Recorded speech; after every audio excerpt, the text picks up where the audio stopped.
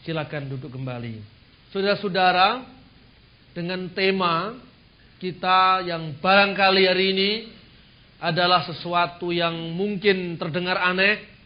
Allah tidak beranak dan tidak diperanakkan. Istilah ini sering menjadi pertanyaan bagi saudara-saudara kita umat Islam mengenai makna Yesus disebut sebagai putra Allah.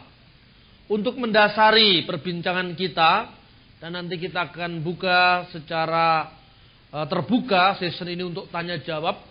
Kita akan membaca Injil Yohanes pasal 1 ayat 1 sampai dengan 3. Dan kemudian kita sambung dengan ayat 14 dan ayat 18.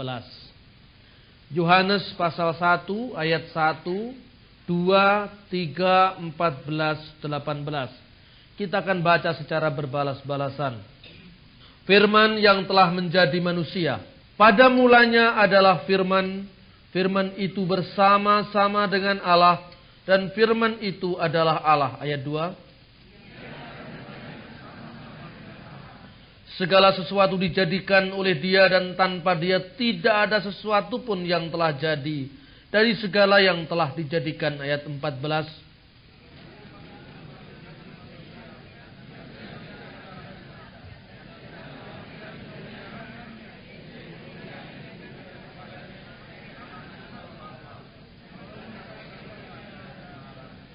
Tidak seorang pun yang pernah melihat Allah, tetapi anak tunggal Allah yang ada di pangkuan Bapa, dialah yang menyatakannya.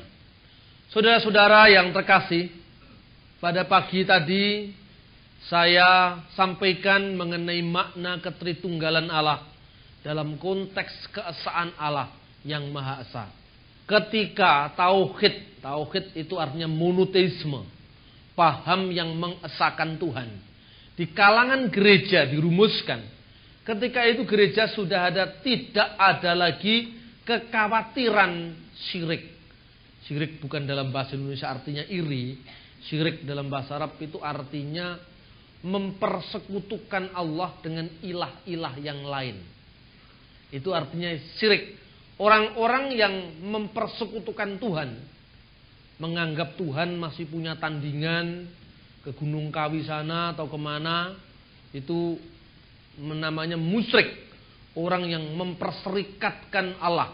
Kata serikat itu hanya dari kata syarikah, yang artinya membuat teman di samping Allah itu.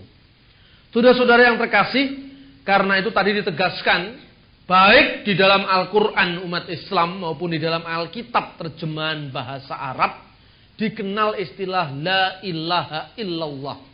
Tidak ada ilah selain Allah. Tidak ada ilah lain selain Allah yang satu-satunya itu. Ini sebetulnya sudah merupakan meeting point antara Kristen dan Islam.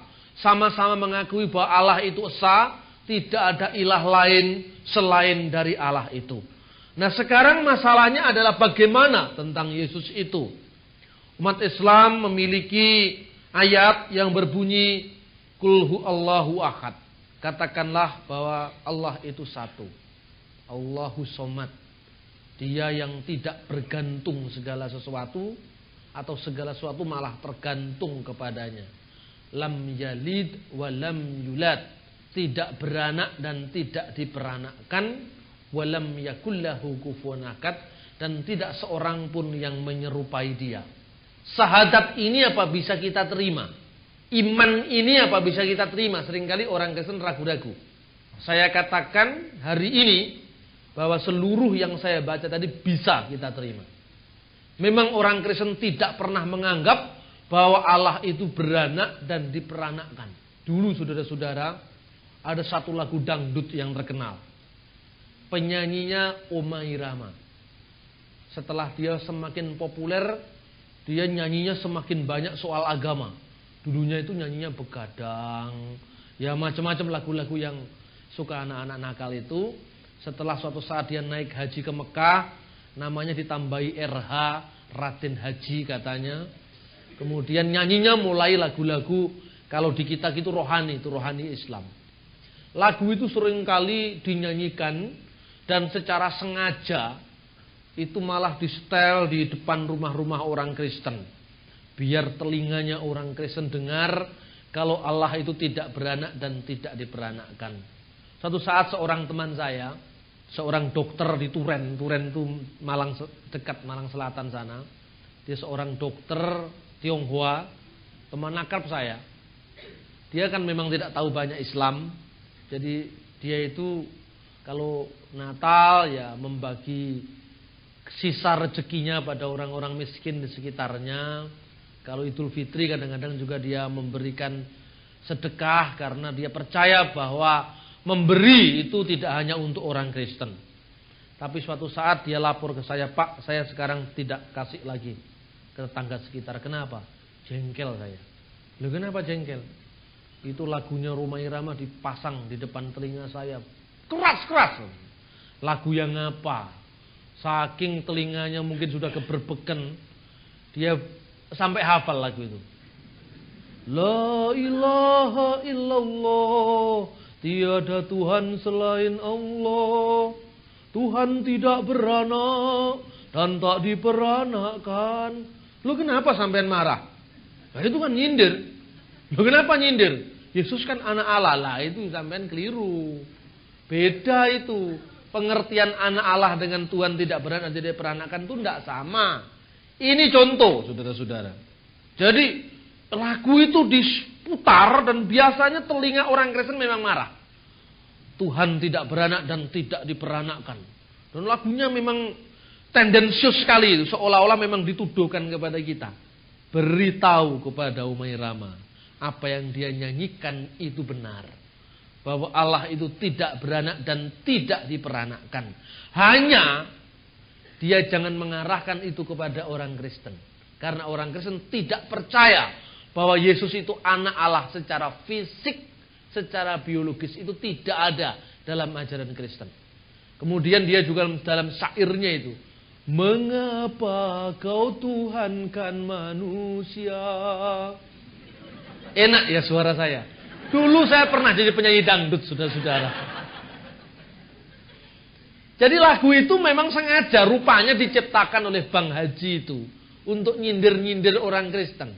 Yang dipakai oleh Yesus itu berbunyi demikian. La min sifyana di Khabra, wila min sifyana di Basra. La itu ya la, lam yalid itu la, bahasa Aramnya juga la, tidak. Makanya kalau Anda ditawari kalau pergi ke Mesir atau pergi ke Israel, ditawari $1, Anda jawab la, itu hanya tidak. Jadi tidak, sudah ada pada saya. Itu. Nah, artinya anak yang bukan lahir dari darah dan bukan lahir dari daging. Artinya anak secara kekal. Ini sebetulnya bisa dibaca pada Injil Yohanes yang sama, ayat 13. Orang-orang yang diperanakkan bukan dari darah atau dari daging. Jadi yang disebut anak di sini bukan anak darah, anak daging, bukan anak biologis. Terus oleh karena itu memang benar Allah itu tidak beranak dan tidak diperanakkan. Ini perlu. Karena apa? Setiap kata anak itu tidak berarti beranak. Berkali-kali saya berkata tentang masalah ini karena ini penting. Ketika orang mengatakan anak tangga, dalam bahasa Indonesia saja dulu ini, bukan bahasa Arab dulu, bahasa Indonesia dulu. Anak tangga, tentu orang tidak bertanya, siapakah istrinya tangga? Kalau istrinya tangga ada, istrinya tangga siapa? Disebut anak tangga. Anak kunci, siapa istrinya kunci, istrinya pintu. Anak jalan, siapakah istrinya jalan? Tidak perlu, karena itu istilah kiasan. Sekarang ini ada doa anak-anak bangsa. Loh, bangsa apa punya istri? Artinya warga bangsa. Ketika orang berkata, kalau di dalam bahasa Arab itu ada istilah Ibnu Sabil. Berikan zakat fitrah itu kepada Ibnu Sabil, kepada amil, penarik pajak itu, kepada fakir miskin dan Ibnu Sabil. Ibn bin, Ibnu, Ibn bin itu artinya anak. Sabil itu jalan. Makanya ada istilah jihad fi sabilillah, perjuangan di jalan Allah. Karena Ibnu Sabil itu anaknya jalan. orang yang pekerjaannya berjalan alias musafir. Musafir itu bahasa Arabnya ibnu jalan, anaknya jalan. Orang ini harus diberi zakat fitrah sampai jadi tempat tujuan. Misalnya orang ini menyebarkan agama, ini bukan musafir untuk melancong, tapi menyebarkan syiar Tuhan. Dia datang dari Surabaya, mau pergi kemana? Pak Ibnu Sabil, mau pergi ke Gresik. Lah Anda wajib memberikan sampai ke Gresik. Kira-kira kalau di iman Kristen, bahwa seorang imam Lewi itu berhak menerima persepuluhan untuk pekerjaan Tuhan. Seperti itu. Lah apakah kalau disebut Ibnu Sabil itu jalan beranak? Kan tidak. Orang Arab juga menyebut Ibn Isrin. Ini bahasa sehari-hari. Anaknya angka 20. Lah kenapa? Karena di Arab, kalau laki-laki umur 20 tahun itu wajib militer.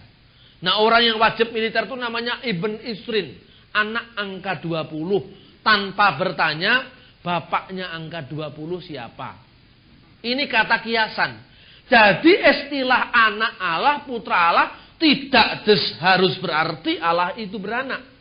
Ini yang perlu kita sampaikan. Karena itu, orang Kristen jangan minder lagi kalau mendengar itu. Malah Anda sering-seringlah bernyanyi itu supaya Anda ditakoni. Loh kamu kan Kristen, loh kenapa? Kok nyanyi Allah tidak beranak? Loh memang tidak. Lalu Yesus itu, nah kesaksian mengalir, amin. Jadi sebetulnya Anda diutus di tengah-tengah suatu masyarakat yang mereka sudah mengenal Yesus. Hanya pengenalan itulah yang perlu diluruskan. Oh betapa sulitnya kalau Anda disuruh ke Irian Jaya sana. Ke bumi Papua. Ketika Otto dan Geisler, seorang penginjil, datang ke sana. Menginjak bumi Papua atas nama Tuhan Yesus. Di sana semua orang masih pakai kuteka. Bahasanya tidak tahu. Tata cara hidupnya tidak tahu. Bukankah itu lebih sulit ketimbang misalnya Pak Jainuddin MZ yang selalu berkata lam yalid walam yulad. Dan kita mestinya respon yes, naam, betul. Allah itu tidak beranak dan tidak diperanakkan. Karena itu kita harus memahami istilah itu secara berbeda. Karena itu kita kembali kepada isi Alkitab ini. Yang pertama-tama, ketika orang dikatakan bahwa Allah itu esa. Bagaimana keesaan Allah? Orang Kristen memiliki doktrin tentang Tritunggal Maha Kudus. Makanya kalau orang Kristen Arab, termasuk kayak model saya ini, gereja Syria ini, kalau berdoa diawali dengan kata-kata Bismil abi wal ibni warrahil kudus illahu wakid. Amin. Bismil abi wal ibni warrahil kudus. Demi nama Bapa dan Putra dan Roh Kudus. Al-ilahu wakid, Allah yang esa. Amin. Jadi ditutup dengan kata-kata Allahu wakid atau al-ilahu wakid, Allah yang maha esa. Saya ketika suatu saat pertemuan di forum Islam, ketika mereka berdoa, saya juga berdoa. Saya ucapkan Bismillah biwalibni warahil kudus ilahu. Al-Fatihahnya lain Pak. Dipikir Al-Fatihah karena sama-sama bisminya. Satunya Bismillah, satunya Bismillah. Bismillah demi nama Allah, Bismillah demi nama Bapa. Wal Ibn dan Putra, warahil kudus dan Rohil Kudus, Allahu Akad, Allah yang Maha Esa. Amin. Baru kemudian dibaca Allahumma ya Allah ya Aba Samawi, ya Allah Bapa Surgawi, fi ibni ismuka Yesus al-Masih, dalam nama putramu yang tunggal Yesus Kristus, dan seterusnya sampai Bismillahirrahmanirrahim Yesus al-Masih. Amin. Bismillahirrahmanirrahim Yesus al-Masih itu dalam nama Tuhan Yesus Kristus. Artinya kalau orang Jawa, kunjuk ingasmu dalam Gusti Kawula Yesus Kristus. In the name of Lord Jesus Christ. Fong Chu Yesu Tekmi. Amin. Kira-kira seperti itu. Jadi doa kita ditutup dalam nama Yesus. Itu kalau bahasa Arab artinya sama. Sama itu istilah Arabnya. Lalu saudara-saudara, kita sering bertanya, kalau gitu Tritunggal itu, putra itu siapa? Putra itu adalah firman. Firman yang kekal, yang kemudian menjadi manusia. Ini maknanya anak Allah itu di situ. Makanya di Islam itu sebetulnya juga ada itu. Walaupun tafsirannya beda itu silahkan. Isa fa'inahu rahullah wa kalimatuhu. Isa al-Masih itu adalah Allah dan firmannya. Bahwa tafsirannya beda itu gak usah dipaksa-paksain. Bisa jadi ditafsirkan lain, tapi artinya ketika orang Kristen menyebut Yesus itu anak Allah, itu maksudnya Yesus itu kalimatullah. Karena itu di dalam teks ini, kalau di dalam teks terjemahan bahasa Arab, bunyinya fil badi'il kana kalimah wal kalimatu kana indallah wa kana kalimatullah. Pada mulanya adalah kalimah, firman. Firman itu bersama-sama dengan Allah, indallah wa kana kalimatullah, dan firman itu adalah Allah itu sendiri. In the beginning was the word, and the word was with God, and the word was divine in one God. Maknanya. Jadi firman itu bersama-sama dengan Allah. Seolah-olah di sini ada dua. Seolah-olah ada firman dan ada Allah, sehingga dikatakan bersama. Tetapi ketika dikatakan dan firman itu adalah Allah, tidak lain dan tidak bukan wujud, existence itu hanya satu, yaitu Allah yang bersama dengan firman-Nya. Di dalam bahasa aslinya, saudara, itu indah sekali. Arki enologos. Arki itu yang menjadi bahasa Indonesia arkeologi, ilmu tentang purbakala. Pada mulanya itu menunjuk kapan? Menunjuk sesuatu di luar ruang dan waktu sebelum alam ini tercipta. Engkolo purwo, kata orang Jawa. Sebelum segala sesuatu ada. In the beginning, kata orang Bali. Sadurung jagate wenten, sang sabda sampun wenten. Sebelum jagat ini ada, sang sabda sudah ada. Sang sabda sinarengan ring ide sang yang widiwasa. Tur sang sabda maraga widi, kata orang Bali. Sampai saya ngomong kata jadi kata. Karena orang Bali tidak bisa ngomong batuk yang bisa. Jadi kata yang pertama, enarki, pada mulanya. Pada mulanya yang mengawali, yang memulai itu Allah. Bukan Yesus diawali oleh waktu, seperti ajaran saksi Yehova. Tetapi yang memulai, di origin segala sesuatu, kemurnian, asal mula, itu adalah Kristus sebagai firman. Enarki and hologos, logos itu. Logos itulah yang menjadi bahasa Inggris logik, logika bahasa Indonesia. Jadi Yesus itu akal pikirannya Allah. Yesus itu firmannya Allah. Yesus itu adalah al-agalul ilahi. Firman atau akal ilahi. Nah, akal ilahi itu bersama-sama dengan Allah. Kehologos en pros tonteon. Logos itu mengarah kepada Allah. Logos itu mencerminkan identitas Allah. Dengan logos itu Allah dikenal. Makanya dikatakan tidak seorang pun pernah melihat Allah. Tetapi anak tunggal Allah yang di pangkuan Bapa. Tetapi logos Allah, firman Allah yang ada dalam diri Allah, dialah yang menyatakannya. Ketika saya datang ke sini, mungkin saudara pertama kali belum pernah bertemu dengan saya, saudara bertanya-tanya, ini yang mau khotbah siapa? Kok khotbah Kristen judulnya lam yalid walam yulad? Nah, saudara tidak tahu. Ketika saya mulai berbicara, logika saya, logos saya keluar lewat kata-kata. Saudara mengenal saya dari kata-kata saya, dari firman saya. Demikian juga Allah dikenal lewat firman-Nya. Pada mulanya adalah firman. Firman itu bersama-sama dengan Allah. Dan firman itu adalah Allah. Sebagai firman itulah Yesus berkata, barang siapa melihat aku, dia sudah melihat Bapa. Amin. Karena Allah tidak bisa dikenal kalau tidak lewat firman-Nya. Loh, nabi-nabi kan mengenalkan Allah. Ya, nabi-nabi itu calo. Karena nabi-nabi itu tidak langsung. Dia hanya juru bicara Allah. Dia hanya memberikan tahu, menjadi wakilnya Allah. Tetapi firman Allah itu sendiri adalah Allah. Jadi Yesus Kristus di iman Kristen bukan sekedar nabi yang menerima firman, tetapi dia sendiri adalah firman Allah. Karena itu dikatakan, barang siapa melihat aku sudah melihat Bapa. Barang siapa mengenal aku, dia sudah mengenal Bapa. Karena Allah dikenal hanya lewat firman-Nya. Kalau saudara tanya kepada saya, menurut Pak Bambang, ini orang adalah mengatasnamakan saya, atas nama saya, mungkin sebagai sekretaris saya, sebagai kuasa saya untuk mengambil tindakan atas nama saya. Tetapi ketika saudara melihat dia, mungkin sudah masih ragu, apa benar sih ini dari Pak Bambang? Saudara telepon, Pak, itu benar ya, ada sekretarisnya yang di Bali. Betul. Nah, berarti memang ada konfirmasi. Tapi kalau yang ngomong saya langsung, saya telepon ke Pak David. Oh, ini Pak Bambang, suaranya dikenal. Dari suara saya, Pak David mengenal saya. Dari firman saya, saudara mengenal saya. Dari firman-Nya Allah, saudara mengenal Allah.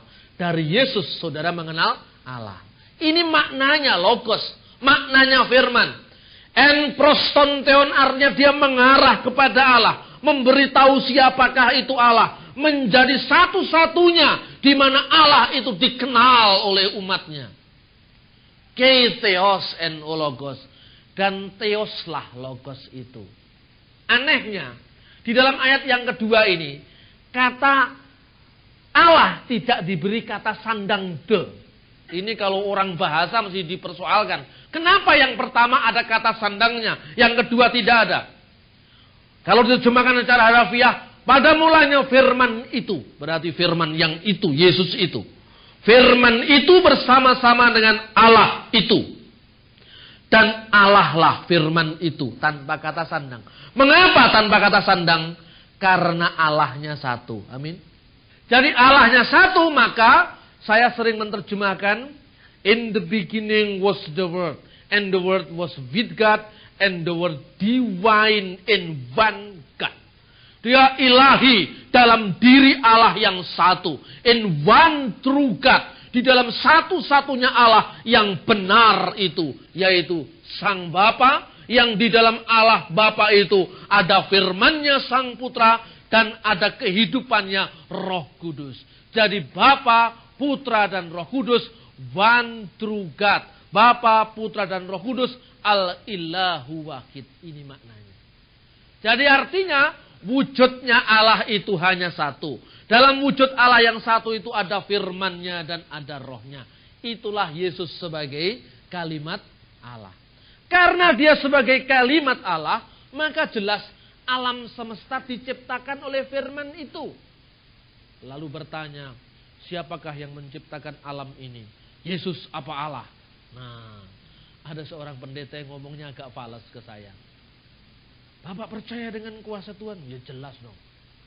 Kalau Yesus saja bisa, apalagi Allah? Loh, ini salah. Ini kan artinya Yesus itu akhirnya di bawah Allah, seolah-olah ada dua. Yesus sebagai manusia memang dia bukan Allah. Karena itu dia berdoa, Allahku, Allahku, mengapa engkau meninggalkan aku? Tapi sebagai firman dia adalah Allah. Ketika Yesus berkata, mengapa engkau katakan aku baik? Tidak ada seorang pun yang baik, hanya Allah saja yang baik. Sebagai manusia dia berkata seperti itu. Eli, Eli, lama sabaktani. Tuhanku, Tuhanku, mengapa engkau meninggalkan aku? Sebagai manusia Yesus berseru itu. Karena dikatakan dia yang dibunuh dalam keadaannya sebagai manusia. 1 Petrus 3 ayat 18. Tapi ketika Yesus berkata, anakku, dosamu sudah diampuni. Sebagai apa dia mengampuni dosa? Sebagai firman. Dan firman itu adalah Allah. Tetapi dia yang berkata, aku haus. Aku sangat berduka di Taman Getsemani. Aku seolah-olah mau mati rasanya. Seperti dia berkeringat darah. Aku haus. Aku lapar. Ini mulut yang mengungkapkan itu adalah sama dengan yang berkata, ego eimi. Kalau aku, kamu percaya, akulah dia. Akulah dia yang ada. Akulah Yahweh. Akulah yang kekal. Mulut yang sama yang berkata, anakku, dosamu yang telah diampuni. Mulut yang sama yang berkata, sesungguhnya hari ini kamu akan bersama-sama aku dalam Firdaus. mulut yang sama. Tapi bisa dibedakan mana yang berkata sebagai firman, mana yang berkata dalam kelemahannya sebagai manusia. Ayat ini kalau kita tidak pahami, sering diputar balikkan oleh para bid'ah, oleh para bidat, oleh para heresi. Sehingga dikatakan, Yesus itu manusia biasa karena dia berkata, Allah itu lebih besar daripada saya. Dia tidak bisa membedakan Jesus as man, Jesus as divine. Yesus sebagai manusia, Ibnu Maryam, anaknya Maryam, yang lahir ke dunia, yang nuzul firman ke dunia. Dan Yesus sebagai firman, dan firman itu tidak lain kecuali Allah itu sendiri. Mengapa? Sekarang Yesus itu sebagai firman. Persoalannya, firman itu diciptakan atau tidak? Nah ini Anda sudah memasuki bidang keagamaan yang sangat dalam. Pak Agil pernah nyekak saya di Surabaya ini. Ketika itu kami ada seminar di Heritage Club. Sebetulnya Kristen dan Islam itu dasarnya sama. Wah ini enak. Di Islam firman itu menjadi kitab Al-Quran itu telah turun jadi kitab Quran. Nuzulul Quran. Kalau di Kristen firman itu menjadi manusia. Jadi kalau di Islam firman itu tetap satu dengan Allah. Kalau di Kristen firman itu mencelat jadi manusia katanya Pak Agil. Gak enak kata mencelat ini. Lalu saya jawab begini. Sebetulnya ketika firman itu dipahami dalam Islam jadi buku. Kertasnya itu Tuhan apa bukan? Bukan. Bahasa Arabnya. Bukan. Itu bisa dibakar. Walaupun dikatakan itu kalamullah, firman Allah itu bisa dibakar. Quran itu bisa dibakar. Quran bisa musnah. Apakah Tuhan bisa musnah? Tidak. Ketika Yesus mati, apa Tuhan bisa mati? Tidak. Apa Tuhan bisa haus? Tidak. Apa Tuhan bisa lapar? Tidak. Yang lapar siapa? Kemanusiaan yang dikenakan oleh Yesus. Jadi kira-kira kan sama. Kalau firman Allah jadi buku, bukunya bisa rusak. Kenapa Pak Agil protes? Firman jadi manusia, manusianya bisa mati. Kan sama saja saya bilang gitu. Dan firman itu tidak pernah mencelat. Kapan mencelatnya? Firman itu bersama-sama dengan Allah. Dan firman itu adalah Allah. Dia tidak pernah mencelat. Tetapi firman itu menjadi manusia. Artinya dia mengambil tubuh manusia. Tetapi serentak pada saat yang sama. Firman tetap berada di sisi Allah. Dan firman itu tetap adalah Allah. Kok bisa? Contohnya saya bilang gitu. Ini gampang-gampangan. Supaya ceramahnya bisa dipahami. Saya punya otak. Punya pikiran. Punya logika. Punya akal budi. Ketika saya ceramah begini. Kalau saya tidak punya akal budi. Saya burung mincu. Disuruh ngomong Assalamualaikum. Bisa mincu. Tapi artinya tidak tahu dia. Tidak pernah kutus bahasa Arab burung mincu. Dan dia juga nggak ngerti maknanya apa. Puji Tuhan. Puji Tuhan. Bisa mincu itu. Ngomong begitu. Kalau kata-kata saya hanya didasarkan atas bunyi suara, tidak ada logikanya, tidak ada logosnya, tidak ada firmannya, tidak ada akal pikiran saya seperti itu. Tetapi logos saya keluar dari diri saya menjadi kata-kata saya. Kemudian saya ceramah. Ketika saya ceramah, oleh Alfa Omega direkam, jadi kaset nanti.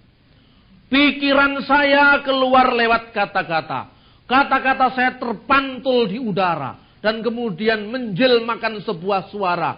Gaung suara. Dan suara itu memasuki rekaman kaset-kaset. Dia memasuki pita-pita kaset itu. Ketika saudara mendengarkan kaset itu. Dikelankan sama pembawa acara. Kasetnya Pak Bambang sudah bisa diikuti yang tadi pagi. Saudara beli kaset.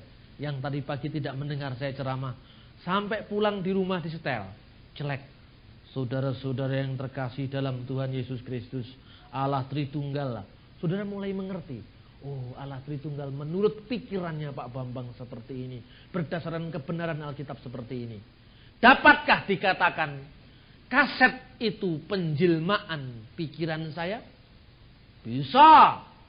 Dapatkah dikatakan pitanya itu adalah saya?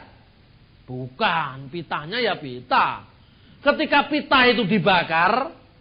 Ketika kaset itu jatuh, rusak, ruwet, tingkruwel gitu.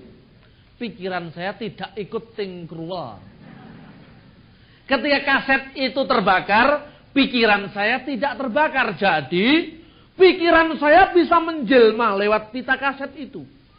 Tapi pikiran saya masih ada di sini bersama saya. Amin. Ketika kaset saya ini kemudian diedarkan seluruh Indonesia. 2000 kaset beredar. Pak Bambang jadi 2000 terpecah. Apa begitu?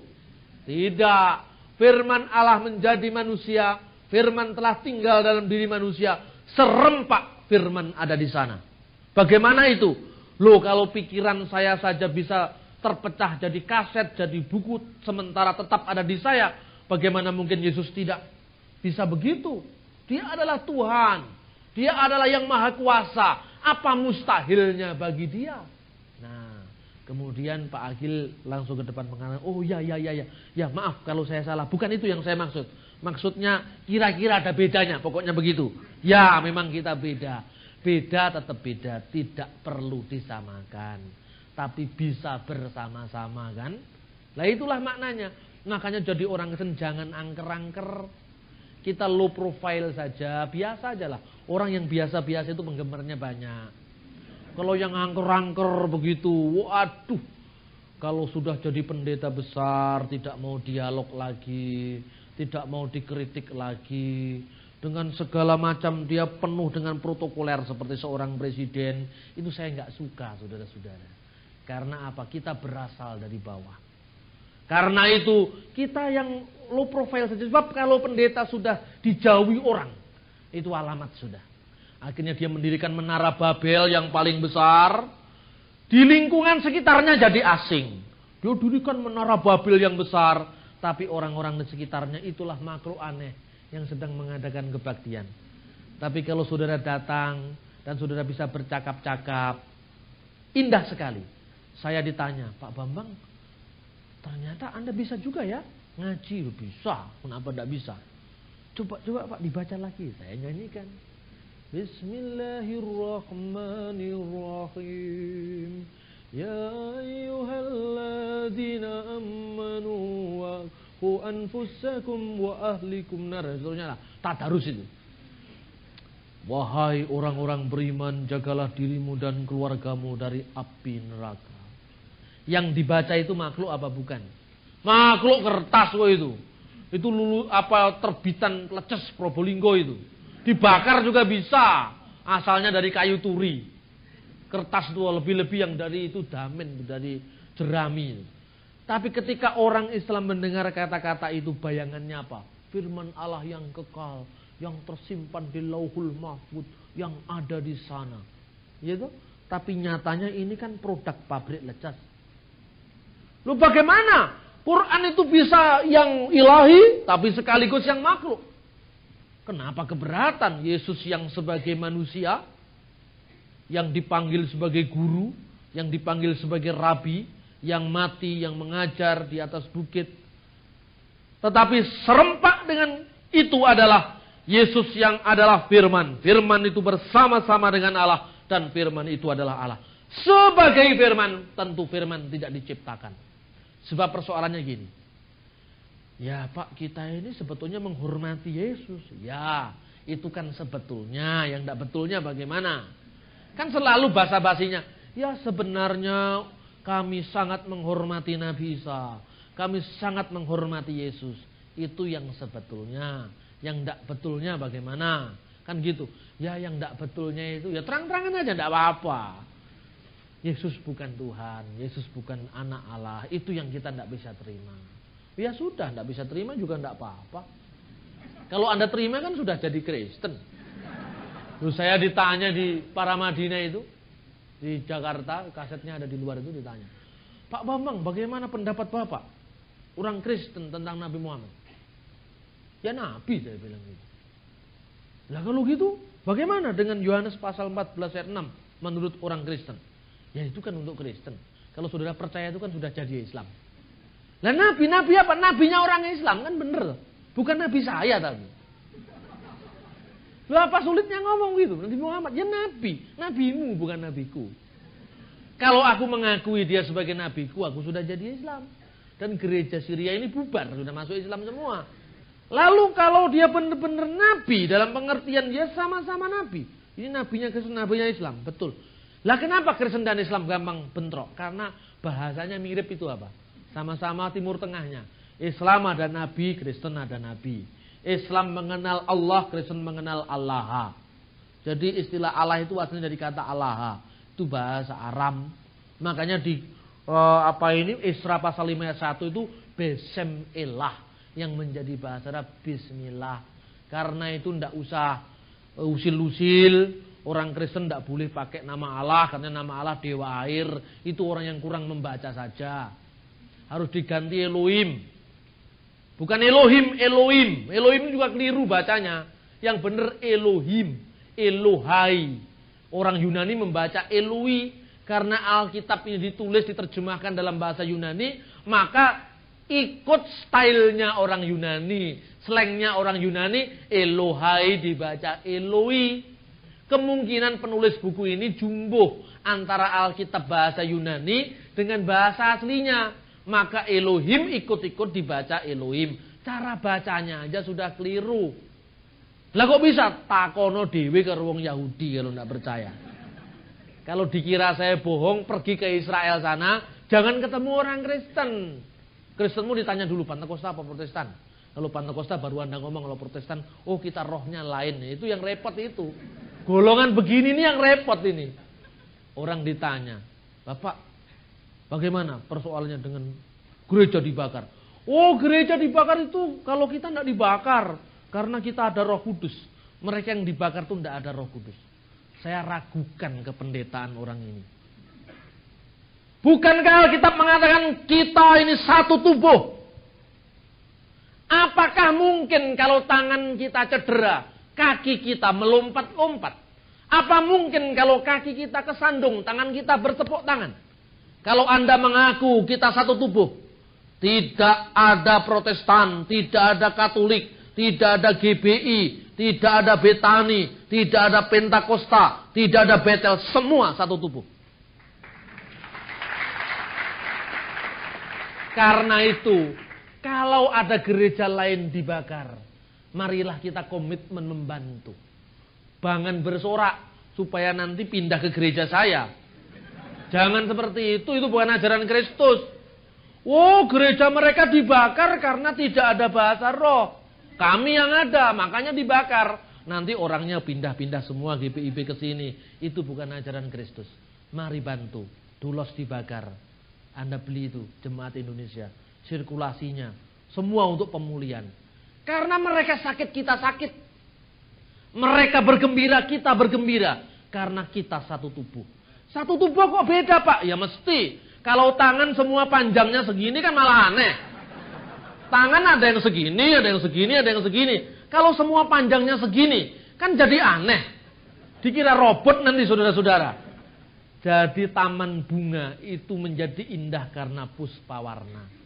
Kalau tunggal warna itu namanya pasar bunga. Bukan taman bunga. Marilah kita mensyukuri kepelbagaian dan perbedaan kita. Nah, kita pun dalam mengertikan firman kadang-kadang memiliki nuansanya. Saya ini kan tukang berkhotbah. Tapi saya paling suka kalau mendengarkan khotbahnya pendeta Yakub Nahuai. Saya suka. Lucu dan menyapa gitu khotbahnya Pak Pendeta Nahuai. Saya suka. Barangkali juga begitu. Ada pendeta-pendeta lain yang juga suka mendengar saya khotbah. Karena apa? Setiap orang diberikan talent masing-masing oleh Tuhan. Amin. Nah, apapun yang saya capai sebagai seorang Bambang Nursena, mungkin tidak dicapai orang lain. Tapi yang dicapai orang lain, mustahil semua bisa saya capai. Itulah artinya kita harus satu tubuh saling melengkapi, saling berangkulan, saling memahami, dan saling memberkati. Amin. Saudara-saudara, mungkin soal anak Allah ini, pendeta lain tidak setajam saya loh ngomongnya. Karena apa? Tidak mengalami. Iya kan? Tapi kalau saya sudah berbicara tentang misalnya pengurapan Roh Kudus, misalnya soal ya yang penyembuhan, itu memang bukan talenta saya. Pak Yusuf juga bukan talentanya, tanya ke dia. Setiap orang diberi talenta masing-masing. Dan saya mungkin saja Tuhan memakai saya. Saya pernah, itu sudah saya ceritakan. Saya tidak mengklaim diri sebagai hamba Tuhan yang mampu menyembuhkan orang lain. Tidak. Kesembuhan itu hanya miliknya Tuhan. Tapi saya juga pernah loh. Ini pernah. Dan ini lucu Tuhan tuh kalau sudah berkarya. Suatu saat ada anak kesurupan. Anak kecil kesurupan. Kemudian ketika dilayani teman-teman saya, suaranya tiba-tiba jadi suara orang dewasa. Anak kecil. Kemudian dia kata, salahmu sendiri manusia itu. Wong anak saya main-main kok dirusak. Itu setannya ngomong begitu. Jadi memakai suara orang tua anaknya, dia main-main katanya dirusak sama anak kecil yang sedang main-main ini. Saya ini kan latar belakang hukum. Lalu saya bilang gini, enak saja kamu dasar demit. Manusia kan gak tahu kamu. Kamu kan tahu manusia. Mestinya kamu yang tahu minggir dong. Secara hukum gak bisa dituntut kita. Wong saya ndak ada kesengajaan kok. Loh saudara tahu? Ini anak yang sedang ini kesurupan setan ini. Tiba-tiba jadi kejang dan kemudian balik lagi plek lemas. Dikasih minum kemudian sembuh. Itu kemudian banyak Pantekosta datang kepada saya. Ini Pak Bambang belum berdoa luar biasa. Apalagi doanya. Loh, saya ndak ada niatan, itu baru introduction itu. Baru pengantar. Ini jengkel juga. Setan itu logikanya memang jungkir balik itu. Logikanya setan. Saya hanya ngomong lah. Enak aja kamu, kan kamu tahu manusia. Mestinya kan kamu yang minggir. Kamu dasar cari perkara. Secara hukum kita ndak salah, tidak ada kesengajaan kok. Langsung orangnya malah sembuh. Lalu pendeta-pendeta lain yang baru akan berdoa, dia mikir, ini Pak Bambang belum berdoa. Baru mengumpat setannya pergi. Lalu saya nggak bisa jadikan ini jadi pengalaman saya. Oh kalau gitu, kalau kesembuhan itu harus diumpat-umpat dulu. Biar setannya lari, nggak bisa. Ini kasuistis. Jadi pengalaman di sebuah orang, gereja, itu silahkan dinikmati. Tapi jangan didoktrinkan, amin. Kalau didoktrinkan loh, saudara membatasi karya Roh Kudus. Roh Kudus, polamu harus begini. Katanya Protestan dikritik karena liturginya terlalu kaku. Dengan begini kan sudah menciptakan Roh Kudus, ruang geraknya dibatasi. Nanti begini dulu. Lalu ada pelajaran khusus tentang Holy Spirit. Nah ini membatasi Roh Kudus. Biar saja Roh Kudus bekerja di mana dia mau, kapan dia mau, karena dia yang mengatur kita dan kita tidak diatur. Kita tidak diatur manusia, kita diatur oleh Roh Kudus, bukan Roh Kudus yang kita atur. Yang kedua dan yang terakhir, di dalam gereja timur, gereja-gereja yang kebanyakan memakai bahasa Arab, persoalan istilah anak Allah itu sebetulnya sudah tuntas. Ketika itu ada seorang bidat namanya Nestorius. Bidat Nestorius itu mengajarkan mustahil Allah yang maha tinggi, Allah yang maha kuasa dilahirkan di dalam perut seorang ibu usianya 2 bulan. Allah kok dikandung seorang wanita. Ini Nestorius. Makanya Nestorius mengatakan Maria itu sebetulnya hanya melahirkan kemanusiaan Kristus yang terlepas dengan keilahiannya, karena Maria itu tidak bisa disebut sebagai walidatulillah, bunda dari dia yang adalah Allah, tetapi hanya walidatul insan, bunda manusia, bukan bundanya Allah. Jadi sebetulnya istilah Maria sebagai walidatulillah, bundanya Allah itu bukan untuk mendewikan Maria. Itu konteksnya dulu, karena Nestorius meragukan keilahian Yesus. Makanya yang dilahirkan Maria itu hanya manusia biasa. Direaksi oleh gereja. Yang dilahirkan Maria bukan manusia biasa. Dia adalah firman. Firman yang bersama-sama dengan Allah. Dan firman yang adalah Allah. Karena itu ketika Yesus dilahirkan oleh Bunda Maria. Ketika itu Yesus tetap berada dalam keilahian dan kesempurnaannya yang penuh. Eksesnya oleh gereja di sebelah barat, Maria terlalu ditinggikan gitu. Jadi itu ekses. Kalau ekses jangan direaksi semua ditolak. Jadi bagi saya, misalnya kita puji-pujian, memberikan penghormatan kepada Maria itu tidak salah. Bukan menyembah. Contohnya gini. Salam. Orang Timur Tengah itu setiap kali ketemu dengan yang lain salam. Misalnya, saudara pergi ke gereja di Bukit Karmel, itu ada altar untuk Elia, altar untuk Musa. Di altar itu dikatakan, Assalamu alaika ya Ilyas Nabi. Salam bagimu ya Ilyas Nabi. Makanya setiap kali orang Kristen Arab atau orang Islam, itu kalau mendengar kata Nabi, salam bagimu. Orang Yahudi juga begitu. Salam alaih. Salam bagimu. Salam baginya. Makanya di Islam ada alaihi salam. Isa, salam baginya. Muhammad, salam dan sholawat baginya. Musa, salam baginya. Itu hanya sekedar salam begini. Bukan penyembahan. Seperti orang Indonesia yang kami muliakan Bapak ini. Yang kami muliakan Bapak ini. Kalau di pesantren lain lagi. Yang kami taati Hadratus Syekh Kiai Haji Hasyim Asy'ari. Yang kami taati. Karena orang-orang Islam NU itu harus taat pada Kiai. Karena itu kalau ngelawan Gus Dur kualat itu katanya orang NU. Yang kami taati Kiai Haji Abdurrahman Wahid. Assalamualaikum warahmatullahi wabarakatuh. Gitu. Jadi budaya taat itu. Nah, di Timur Tengah juga seperti itu. Karena itu, saudara-saudara, Nabi itu namanya dijunjung, tetapi tidak disembah. Lah, orang Barat dulu menggunakan cara ini untuk dipahami dalam konteks Barat. Akhirnya kemudian salah alamat, agak salah alamat. Erasmus menggambarkan suatu kapal yang sedang mau karam. Itu di dalam kapal orang menyeru, Bunda Maria, selamatkan kami. Nama Yesus sama sekali tidak diseru, itu ekses. Kalau di timur tidak sampai seperti itu. Ya kalau di timur itu ada misalnya salam bagimu itu hanya ya untuk mengenang jasa-jasa dari para pahlawan iman. Seperti orang Yahudi mengatakan, Baruch ata Adonai Elohenu, terberkatilah engkau ya Tuhan Allah kami, Melek haolam, Raja semesta alam, Elohe Abraham, Elohe Yitzhak, Elohe Yakub. Tuhannya Abraham, Tuhannya Ishak, Tuhannya Yakub. Dan kita adalah penerus-penerus dari iman Abraham, iman Ishak, iman Yakub. Ketika kita berkata Allah Abraham, Allah Ishak dan Allah Yakub, Allah yang kita sembah sekarang ini, yang bekerja sekarang ini, yang memberkati sekarang ini, adalah Allah yang sama yang dulu pernah menuntun Ibrahim, yang pernah memberkati Ishak, yang pernah memberkati Yakub. Jadi ada kesinambungan iman. Jadi makanya Pak Agil saya kasih bahan satu kali, diulang di mana-mana. Saya bilang saya lebih hormat kepada teman-teman muslim yang berbicara tentang Isa selalu Isa kalimatullah wa rohumin alaihi salam. Lain dengan orang Batak. Saya pikir orang Islam lebih menghormati nabi-nabi ketimbang orang Batak. Orang Batak itu semua dipanggil si.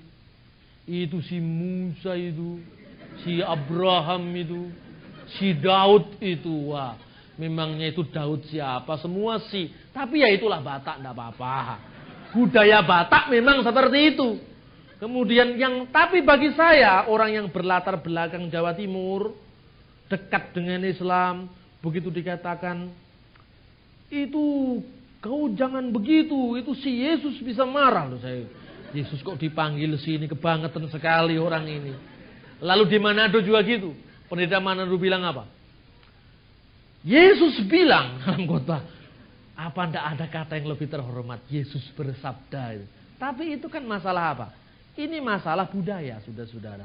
Orang Jawa, orang Cina, orang Batak, orang Manado, dia punya budaya masing-masing. Nah, kalau di Cina sana yang namanya boksu itu dijunjung tinggi sekali itu guru itu. Kalau di sini guru tanpa tanda jasa pahlawan itu. Makanya di sini dielu-elukan namanya guru itu. Dielu-elukan, tapi kalau seorang bapak anaknya jatuh cinta pada seorang guru, oh jangan nak, nanti hidupmu miskin gitu kan. Tapi kalau di Cina guru itu dihormati sekali. Lah, budaya itu masing-masing berbeda. Sehingga di sini kalau dikatakan Yesus itu adalah guru, engkau menyebut aku guru dan Tuhan. Wah, itu bagi orang Cina guru dan Tuhan. Wah, Yesus itu begitu hebatnya. Tapi begitu di Jawa, engkau menyebut aku guru dan Tuhan. Yang dibayangkan adalah Umar Bakri yang bawa tas dan tasnya tidak ganti-ganti 10 abad. Ya, itu beda kan? Mungkin bagi konteks orang Jawa harus disebut engkau menyebut aku Maha Guru dan Tuhan. Kalau dosen profesor kan masih lumayan. Tapi kalau guru SD, waduh inilah rusaknya Indonesia ini, saudara-saudara. Nah, dengan demikian konteks bahasa itu mempengaruhi pemahaman kita. Demikian juga mengenai anak Allah. Istilah anak tidak berarti beranak. Istilah anak menegaskan bahwa asalnya Yesus itu dari Allah. Kita lihat ayat 14. Firman itu telah menjadi manusia dan diam di antara kita, dan kita telah melihat kemuliaannya. Jadi firman telah menjadi manusia. Kita diam di antara kita, di sekeliling kita, dan kita telah melihat kemuliaannya. Kemuliaan yang diberikan kepadanya sebagai putra tunggal Bapa, penuh kasih karunia dan kebenaran. Jadi istilah putra tunggal Bapa itu maksudnya firman yang bersama-sama dengan Allah, dan firman itu adalah Allah. Jadi putra di sini adalah metafora, kiasan dari firman tadi. Makanya kalau orang Kristen ditanya, mengapa Yesus disebut anak Allah? Dan saudara hanya menjawab, ya pokoknya itu. Yang saya baca di Injil begitu, benar. Injil tidak hanya itu. Ada ayat 14 ini tadi. Firman yang jadi manusia dan firman itu bergelar putra tunggal Bapa. Kalau orang Kristen ditanya, kenapa Yesus disebut anak Allah? Ya pokoknya ya seperti itu. Itu kan sama aja dengan orang ditanya, rupa-rupanya ini ada udang di balik batu. Lalu orang bertanya karena dia orang Inggris, nggak tahu artinya udang di balik batu. Apa itu artinya udang di balik batu? Pokoknya ya begitu itu. Nah ini kan repot ini. Jadi marilah gereja kita mulai keluar dari tradisi kita dan kita mencoba melanglang jagat. Kita mikrotkan, naikkan pikiran kita. Dan dari atas kita bisa melihat, aku sedang berbicara kepada siapa. Kalau aku berbicara kepada orang Islam, tolong diterjemahkan kembali, diaplikasikan kembali dalam konteks yang baru. Sehingga iman Anda benar-benar dikagumi, digandrungi, dan dicari. Saya bersaksi sedikit. Dulu saudara-saudara, saya kalau khotbah di gereja-gereja itu sebetulnya saya prihatin. Kenapa pendengarnya hanya Kristen saja? Terus saya tanya, yang Islam gak mau lihat Pak. Saya pikir kenapa ya gak mau lihat itu, gak mau dengar. Begitu saya bawa Alkitab tebel begini, orang sudah a priori, kita mau dikristenkan. Suatu saat saya diminta khotbah Natal. Gimana caranya supaya saya jangan khotbah lah, bosen saya. Loh gimana Pak? Loh hamba Tuhan bosen khotbah itu kan kurang rohani itu. Kalau bagi orang-orang karismatik itu, saya sudah ditengking dalam nama Yesus ini. Rohnya sudah beda, mungkin begitu. Dia tidak ngerti strategi, taunya nengking aja. Saya datang ke Turen. Kemudian, gimana Pak? Jadi enggak? Ya tapi jangan khotbah lah, bosan saya kalau khotbah. Yang dengar hanya orang Kristen. Masa saya akan tersinggung saudara-saudara. Kita perayaan, setelah perayaan begitu selesai khotbah tinggal makan, tamu-tamu datang. Enak aja kalau makan antri. Kalau dengar khotbah nggak mau. Gimana caranya? Bikin acara. Saya ceramah aja, jangan khotbah. Kalau ceramah kan yang lain mau datang. Dan temanya umum-umum saja. Nggak usah tema Alkitab, bahwa nanti ngomongnya ke Alkitab itu lain lagi. Itu kan tergantung situasi. Temanya, dengan semangat Natal kita tingkatkan kerukunan umat beragama sebagai kerukunan nasional. Bagian dari benar datang, Pak Kiai datang, tokoh-tokoh masyarakat datang. Saya melenggang dengan enaknya di atas mimbar. Dan saya cerita, enggak bawa Alkitab. Kalau bawa Alkitab mereka pulang. Alkitabnya sudah dihafal duluan. Makanya orang Kristen kalau khotbah jangan harapkan orang Islam banyak datang. Karena apa? Dianggap orang Kristen tidak hafal kitab. Coba kalau dia. Tadi ayatnya Yohanes pasal 1 ayat 1. Pada mulanya adalah firman. Ayat B. Dan firman itu bersama-sama dengan Allah. Saudara-saudara. Tetapi yang berikut dikatakan bahwa firman itu, ayat tadi mengatakan, dan firman itu adalah Allah. Baru satu kalimat aja ndak hafal. Coba kalau orang Islam yang khotbah. Pernah? Kiai Agil mengatakan, saudara-saudara, mari kita buka Al-Baqarah ayat 103. Gak pernah. Dia langsung aja dibaca. Katanya Pak Agil, Orang Islam kalau khotbahnya menunjuk pasal dan ayat itu pasti tidak hafal Al-Quran. Kita akan membaca surat 2 Al-Baqarah ayat sekian, itu pasti taunya hanya itu. Kalau orang pesantren ini saya sekedar ngutip Pak Agil karena minggu lalu baru ketemu sama saya, ada seminar bersama di Bali. Trialog itu makalahnya ada di depan, trialog ini. Hindu, Kristen, Islam. Kalau orang Islam baca Al-Quran itu sudah langsung maju ke depan ceramah, gini kita niruin aja. Bismillahirrahmanirrahim. Assalamualaikum warahmatullahi wabarakatuh. Waalaikumsalam. Alhamdulillah wassalatu wassalamu ala rasulillah haula wala quwata illa billah amma ba'du.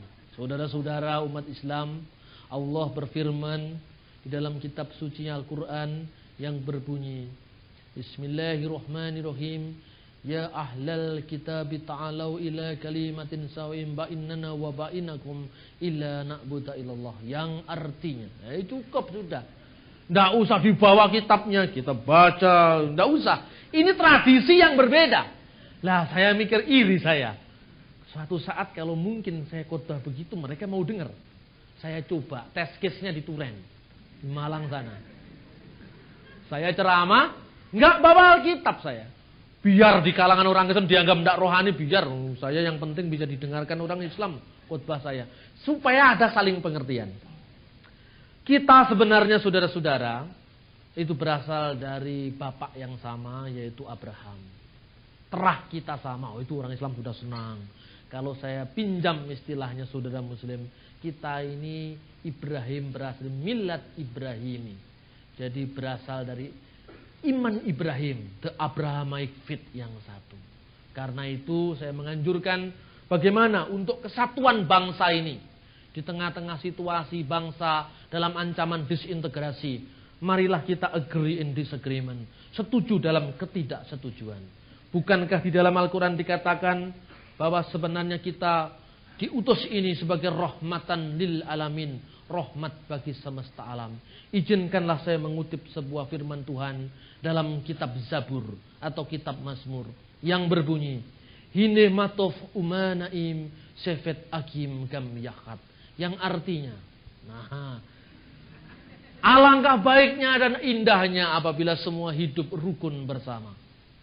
Begitu saya ngutip begini, Pak Haji yang di depan saya langsung, wah, pikiran saya kena. Ini. Begitu saya turun, dia tanya, Pak, gimana Pak? Baik, baik. Jangan ini Pak ya, kita sering ada forum-forum ini lebih bagus. Ya bagus, alhamdulillah Pak Haji. Terus dia tanya begini, itu tadi yang Bapak baca itu kitab Jabur ya? Iya betul, kitab Jabur. Itu bahasa apa tadi Pak? Itu bahasa Ibrani. Ya bahasanya Nabi Daud langsung. Oh gitu ya. Jadi kalau begitu kita bisa ngerti Pak. Artinya kalau orang Islam itu kalau baca Quran ya ada bahasa Arabnya baru diartikan. Saya selama ini terus terang tidak pernah dengar yang begini ini. Sebab kalau saya di Madura Alkitabnya bahasa Madura. Kalau di Batak Alkitabnya bahasa Batak. Mana aslinya? Kita tidak bisa percaya karena tidak ada aslinya. Coba. Jadi persoalannya orang Kristen kalau membaca teks bahasa asli itu bukan sekedar pinter-pinteran, tapi kebutuhan. Kebutuhan karena apa? Yang mendengarkan tuh nggak percaya kita kalau bahasanya Indonesia itu. Ini kan repot. Bahkan orang mengatakan, baca kitab suci kok kayak maca Quran. Loh seperti yang kita baca tadi. Pada mulanya ada seperti baca Quran katanya mereka. Begitu dibaca, ini model Kristen Timur Tengah ini. Min masamil yabina Dawudan Nabi wa malikut tohir litahina alaina mubarakatu muqaddasa amin. Haleluya. Wah ini baru kitab suci kalau ini. Padahal hanya lagunya yang berbeda. Ya kan? Saudara mengejar makna, mereka mengejar keaslian. Orang Kristen, ini Pak Komarudin yang katakan, waktu Natalan saya undang dia, suruh khotbah dia, suruh pidato, waktu Natalan gereja Syria di Jakarta. Natalan itu kalau di gereja Syria namanya Idul Milad. Idul Milad itu Natal, kalau Paskah Idul Paskah. Id itu perayaan. Idul Milad perayaan Natal, Miladiyah itu Natal. Nah, itu dia mengatakan, ketika saya mendengar seorang rekan Kristen membaca ayat-ayat tadi, bayangan saya, ini sangat baik untuk menumbuhkan saling pengertian. Jangan pendeta yang lain kritik, kapan menginjilnya? Sik toh, ini menciptakan dulu situasi kondusif, main hantam saja. Dulu mengatakan, kapan begitu tuh ada penginjilan? Loh, penginjilan. Caramu gitu ndak lama disebar orang. Gerejamu dikerutuki dulu. Kita menciptakan hubungan baik. Soal orang nanti percaya Yesus, itu proses kemudian. Kan gitu. Soal orang dengan cara bergaul begini, si Monica Omar dimasuk Islam itu haknya dia. Saya lihat Ki Ganjur kemarin, saudara-saudara, di Bali. Saya kemarin kan baru dari Bali bersama Ki Ageng Ganjur. Itu kelompok musiknya Gus Dur bersama Frankie Sahilatua dengan Vini, siapa itu? Artis itu. Avionita atau siapa itu. Saya mestinya Pak Juan Effendi waktu itu bicara karena Pak Juan dilantik jadi setnek. Kemudian saya datang ke sana bikin orasi. Ketika saya orasi ditepuk tangani sama orang-orang Hindu, orang-orang Islam di situ. Kan baik semua. Kita di sini bukan untuk menyama-nyamakan, tapi untuk membersamakan. Saya katakan berulang-ulang kali, ketika Islam menyanyikan lagu-lagu pujian perdamaian, kita semua saling mengangkat tangan. Kan enak. Lawa yang dinyanyikan itu hanya lagu-lagu perdamaian.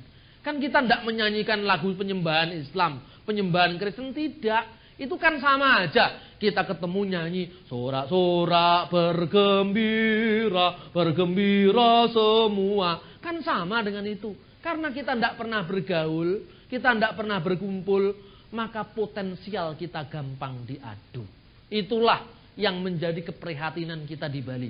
Bahkan kemarin Ibu Gedong Oke, itu salah satu presiden dari Parlemen Agama Sedunia datang. Karena ketuanya kan Gus Dur itu. Parlemen Agama Sedunia ini. Itu salah satu wakilnya Bu Gedong Oge.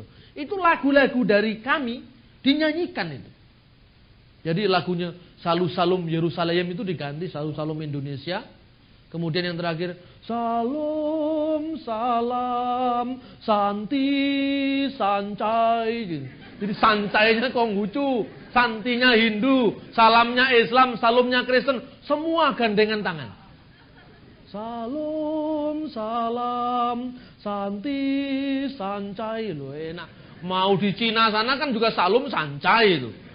Mau di Hindu sana kan salam, jadi salum, jadi santi. Jadi ketika batas-batas bahasa, batas-batas suku, batas-batas agama ditembus, di sana Anda bisa bercerita tentang Kristus.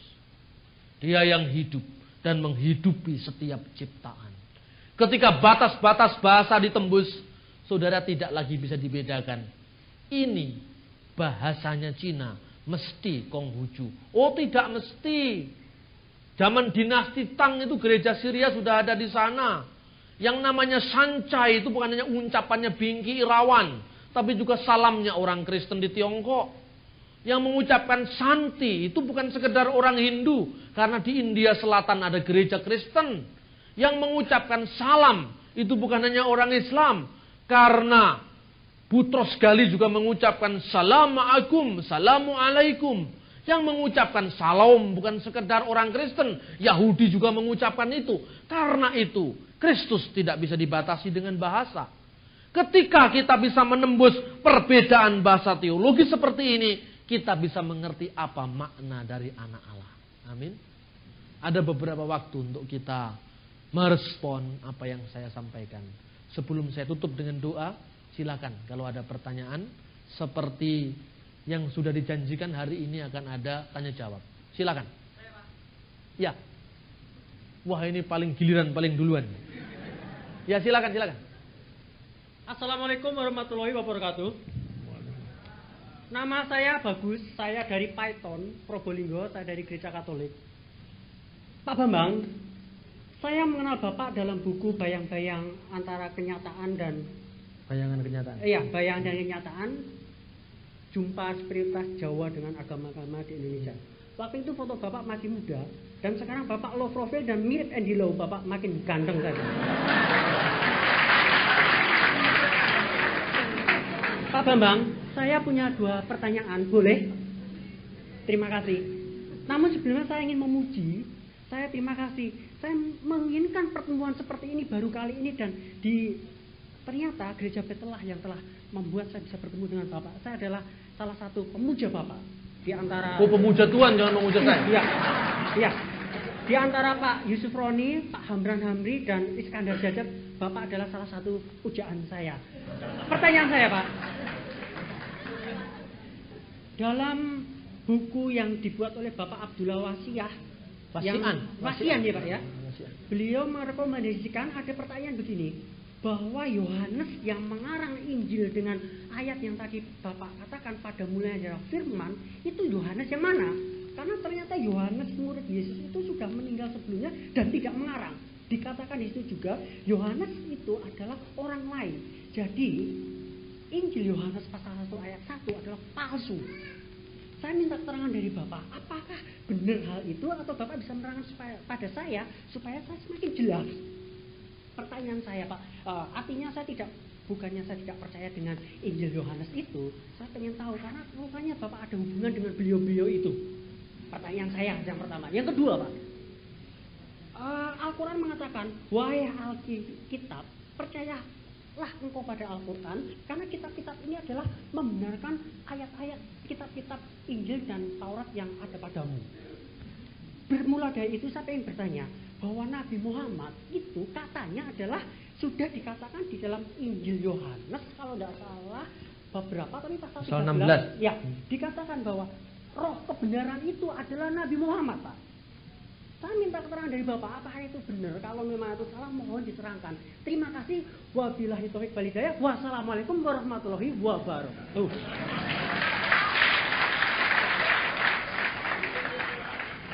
Ya, terima kasih. Yohanes yang mana yang mengarang Injil itu? Ini sebetulnya Pak Wasian itu mengutip dari karya-karya teologi liberal yang kebanyakan berjaya pada awal abad ke-19. Jadi digambarkan di sana seolah-olah Yohanes yang menulis kitab Injil ini bukan Yohanes muridnya Yesus. Nah, dasarnya apa? Salah satu keberatan bahwa itu adalah muridnya Yesus. Tidak mungkin Yesus bisa mengarang murid Yesus yang adalah orang rakyat jelata biasa, tinggal di Galilea, Kapernaum, mengarang suatu karya yang sedemikian tinggi tingkat bahasanya. Yohanes belajarnya dari mana? Itu kira-kira seperti itu gambarannya. Kok bisa Yohanes itu menciptakan suatu peristilaan-peristilaan yang begitu indahnya? Lalu dari mana dia dapat bahan segitu banyak? Sekolahnya di mana? Sehingga mulai diragu-ragukan, kemungkinan ini komunitas Kristen abad kedua yang menulis. Bukan Yohanes Rasul itu. Teori ini menjadi laris di akhir abad 19, awal abad 20. Itu mulai berjayanya teori-teori ini. Tetapi kalau pada zaman ini mengutip pendapat seperti itu sudah ketinggalan kereta. Karena sejak temuan-temuan terakhir ini di Yerusalem dan sekitarnya, dan rupanya Pak Abdullah Wasian itu kelompok yang paling terlambat. Ini kalau teman-teman muslim yang lain seperti Cak Nur, seperti Komarudin Hidayat, pemahamannya sudah lebih modern lah. Ini model-model konservatif yang seperti ini. Dan saya pernah diundang ceramah di Paramadina juga mengenai masalah ini. Ada satu tulisan saya yang di luar itu, judulnya Kristologi Patristik. Dan dari Mesianisme Israel sampai Kristologi Patristik, itu ceramah saya di Forum Islam Paramadina. Lalu satu lagi juga ada tulisan saya yang saya sajikan bersama Kiai Agil tentang La ilaha illallah, di luar itu ada. Nah, satu lagi adalah yang kemarin saya sajikan di Bali, itu kasetnya juga ada di Bali itu mengenai ahli kanisah wal jamaah. Bukan ahli sunnah wal jamaah, tapi ahli kanisah wal jamaah. Ahli kanisah itu adalah pengikut gereja. Kanisah itu kan gereja bahasa Arab. Wal jamaah, gereja yang am maksudnya. Ahli kanisah wal jamaah itu pengikut gereja yang am. Ini mengapa sampai terjadi semacam ini? Lah ini retrospeksi, introspeksi sekaligus kritikan untuk kita. Akibat mengapa terjadi teologi liberal yang tidak percaya seperti ini? Akibat gereja barat kurang berakar pada tradisi mula-mula. Akibatnya orang barat itu kalau metodologinya memang jempol. Saya sadar kekristenan maju karena metodologinya orang barat. Tapi metodologi yang bagus kalau nggak punya bahan, akhirnya bahan yang sedikit itu diolor-olor sampai kemana-mana. Ini kelemahannya. Nah, mestinya dipadukan. Gereja timur itu memiliki bahan yang begitu kaya.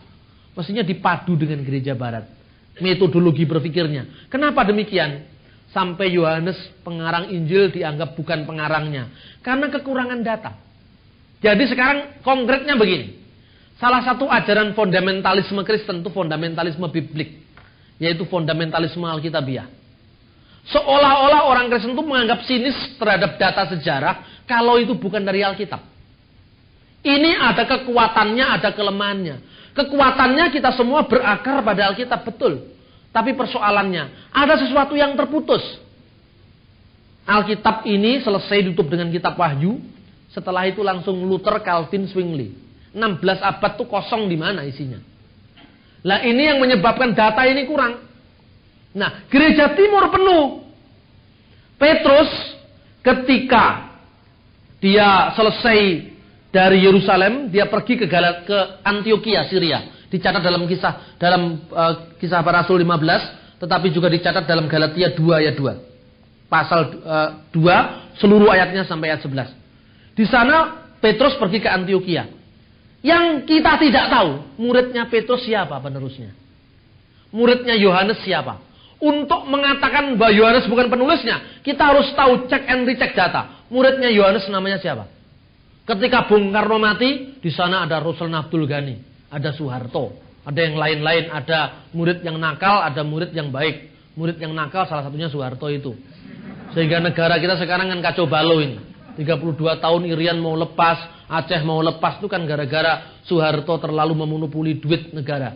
Sehingga Irian merasa diasingkan. Nah, tapi bagaimanapun juga ada kesinambungan. Karena yang namanya Ruslan Abdul Ghani kenal dengan Soekarno. Tapi kira-kira kalau Soekarno mati langsung ke saya, sambungannya dari mana?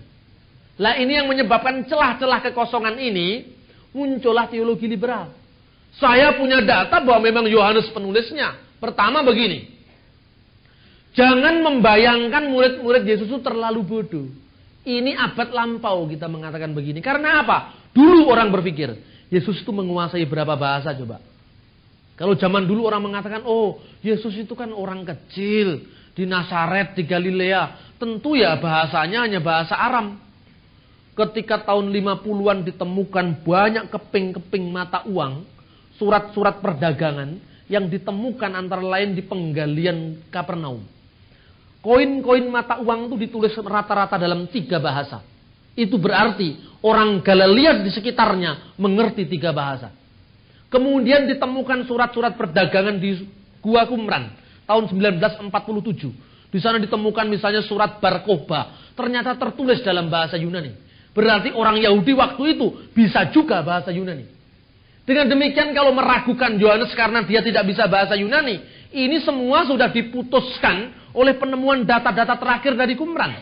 Di Qumran tidak hanya bahasa Ibrani, tapi juga bahasa Yunani. Bahkan sedikit ada yang bahasa Latin dalam penemuan-penemuan itu. Lalu saya ditanya oleh seorang wartawan, kenapa Yesus itu muncul abad pertama di Israel, Pak? Tidak di Tanah Batak. Ada seorang pendeta lain yang diwawancarai. Ini pendeta yang model tukang menyesatkan ini. Pokoknya beda pendapat dengan gereja saya, sesat. Dasarnya apa? Pokoknya sesat. Nah itu kalau gitu, anak TK juga bisa. Lalu ditanya begitu, model pendetanya tanya begini. Ya itu kan hak prerogatif Allah. Ya udah, tidak usah wawancara. Turu aja wis lek ngono. Saya ditanya begini. Bukan saya merasa lebih pintar, enggak. Tapi ini penting.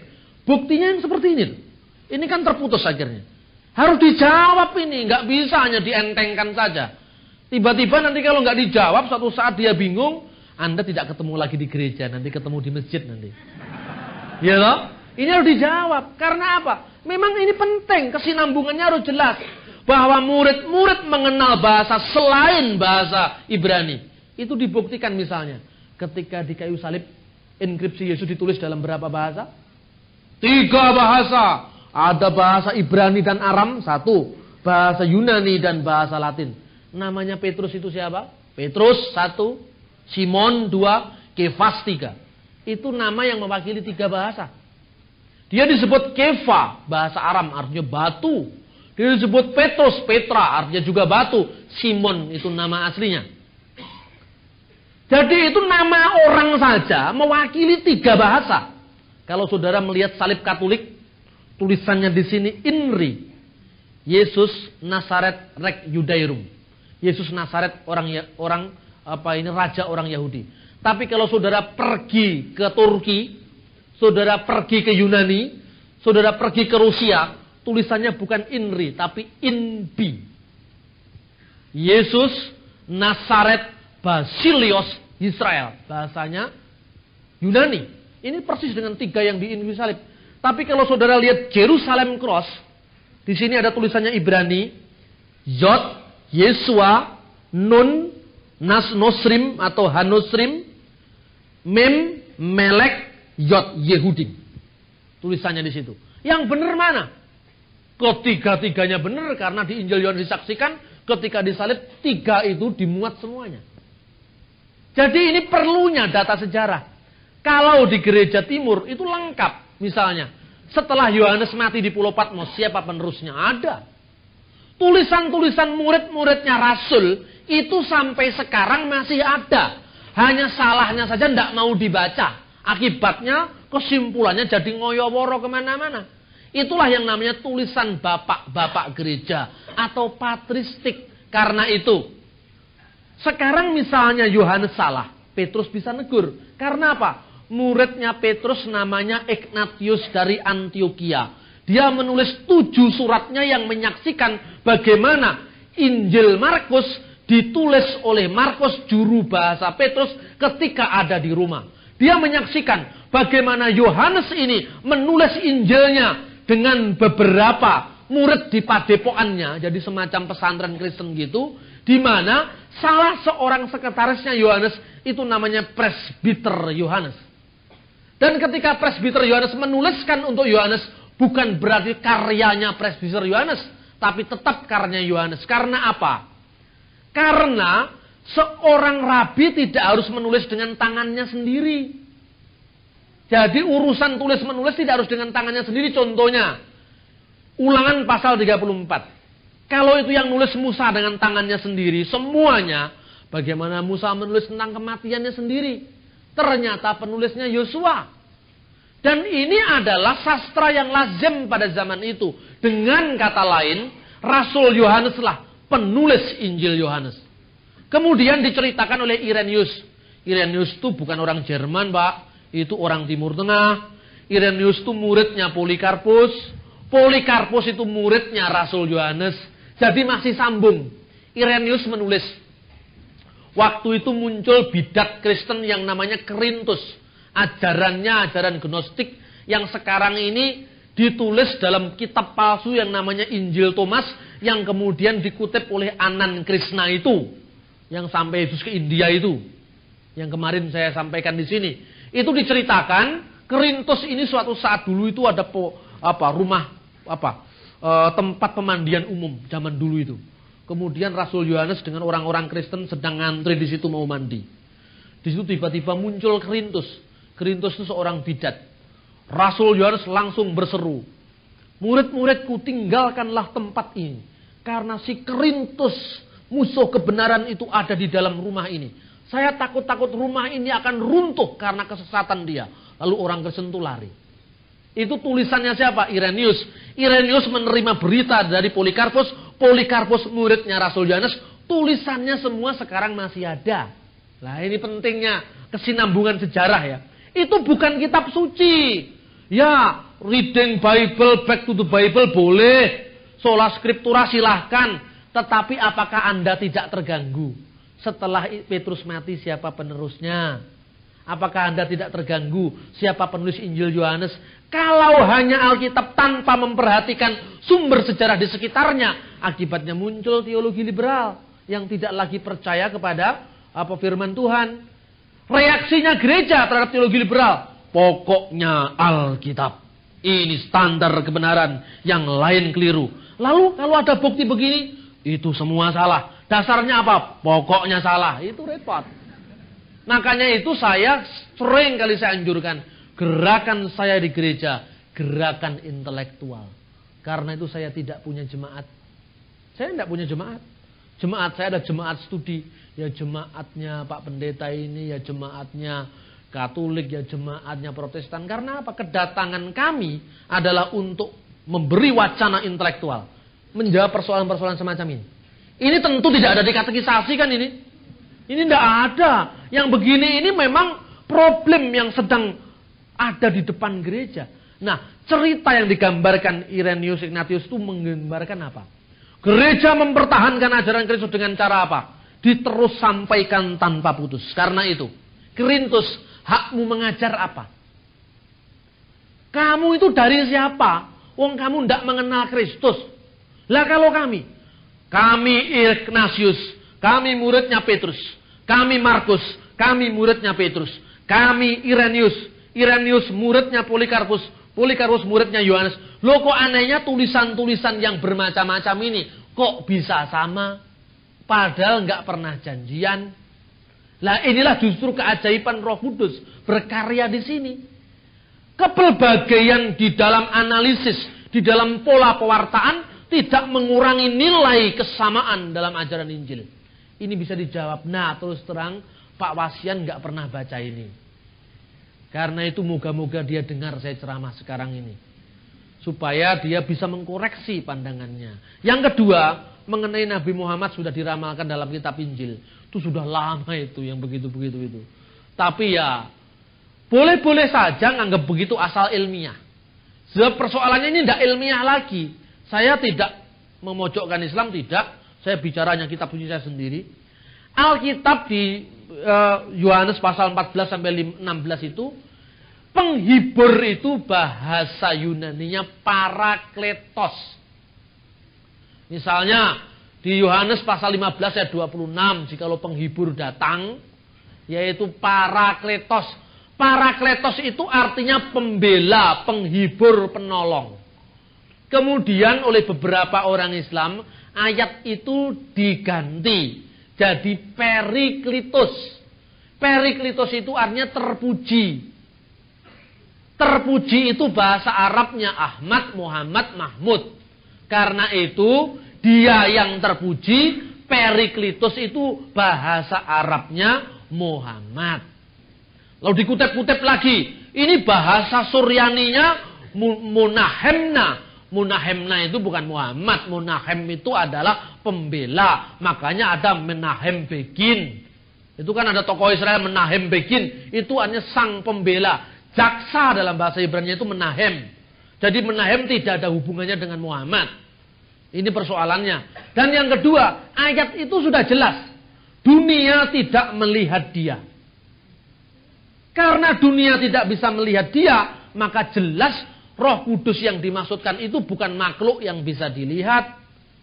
Lah seluruh dunia pada zaman Muhammad itu hidup bisa lihat dia. Berarti dia bukan parakletos itu. Lalu dikatakan parakletos itu keluar dari Bapa.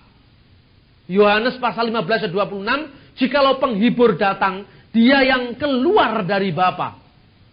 Muhammad tidak keluar dari Bapa. Dari Allah Bapa, Muhammad keluar dari ibunya. Namanya Siti Aminah.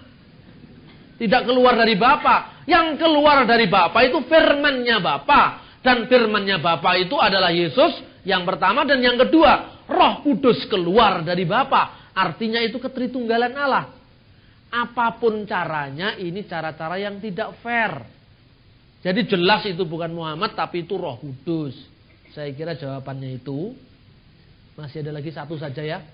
Loh kok ada dua? Ya boleh satu-satu saja. Boleh satu-satu saja. Silakan. Shalom.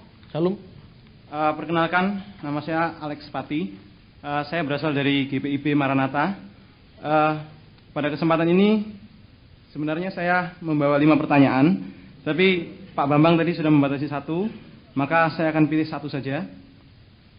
Pertanyaan saya, sebelumnya saya mohon maaf karena pertanyaan saya pada saat ini tidak berkaitan dengan apa yang Bapak Bambang sampaikan, tapi saya yakin bahwa pertanyaan saya ini adalah pertanyaan yang up to date dan sering menjadi pro kontra di antara orang Kristen sendiri maupun di antara orang Kristen dan orang Islam. Yang hendak saya tanyakan adalah mengenai hukum haram. Kita tahu kalau kita baca dalam Ulangan 14 ayat 3 sampai ayat 21, maka kita akan mengetahui bahwa dalam ajaran agama Yahudi itu ada binatang-binatang yang diharamkan untuk dimakan. Kemudian kalau kita lihat pada Kisah Rasul 10 ayat 10 sampai ayat ke-16, maka kita bisa menangkap kesan bahwa apa yang diharamkan oleh kitab Taurat, yaitu kitab Ulangan tadi, itu disahkan oleh Tuhan sendiri untuk kita makan. Nah, bukankah ini sering menjadi suatu bahan yang sering diperdebatkan di kalangan Kristen sendiri, yaitu Kristen Protestan dan Advent yang tidak makan hal-hal yang haram tersebut. Jadi saya mohon penjelasan dari Bapak Bambang Nursena, bagaimana pandangan Bapak atau bagaimana pandangan Ortodoks Syria mengenai hal ini. Apakah mengikuti kitab Taurat yang juga hampir sama dengan Al-Quran, ataukah mengikuti ketentuan dari Perjanjian Baru? Terima kasih. Saya jawab dulu ya. Kitab Ulangan pasal 14:3 sampai 21 itu mengulangi apa yang ditulis dalam kitab Imamat pasal 11 tentang binatang-binatang yang ditentukan tidak boleh dimakan bagi hukum atau syariat Nabi Musa. Ketika Kristus datang, di situ Kristus memperbarui hukum ilahi itu. Dengan kata lain menggenapi hukum ilahi, dan di sana dikatakan bahwa bukan yang masuk ke dalam mulutmu itu yang menajiskan, tapi yang keluar dari hatimu itu yang menajiskan. Karena apa? Kenajisan spiritual, kenajisan moral itu lebih parah ketimbang sekedar makanan. Kisah Rasul 10 ayat 10 sampai 16 itu menceritakan pengalaman Petrus. Ketika Petrus menerima penampaan, karena apa? Petrus itu saking striknya pada hukum Taurat, dia ragu-ragu. Dia diutus mengabarkan Injil kepada seluruh dunia, dari Yudea, Samaria sampai ke ujung bumi. Tiba-tiba dia harus membaptis Kornelius yang bukan orang Israel, yang makanannya saksang, babi, kemudian rica-rica. Oh, jadi dia mikir lah, ini gimana nanti kalau saya bertamu di sana, saya harus makan makanan-makanan haram itu. Kulit itu adalah profesi haram bagi orang Yahudi. Makanya di Yahudi tidak ada wayang. Karena wayang itu profesinya haram, itu memegang kulit yang sudah diinapkan, itu haram bagi orang Yahudi. Nah, itu kemudian Tuhan memperingatkan Petrus, Injil ini universal, tidak bisa dibatasi dengan Yudaisme tok, tidak bisa dibatasi dengan Israel tok. Suatu saat kamu akan menemui orang Samaria sampai ke ujung-ujung bumi, tradisinya berbeda, makanannya berbeda. Bagaimana kamu harus batasi ini? Petrus dikatakan yang dihalalkan Allah jangan kamu haramkan. Petrus kemudian membaptis Kornelius, makan bersama dengan Simon si penyamak kulit, dan Injil disebarkan. Nah, persoalannya kalau orang Islam punya pandangan babi haram, ya silakan.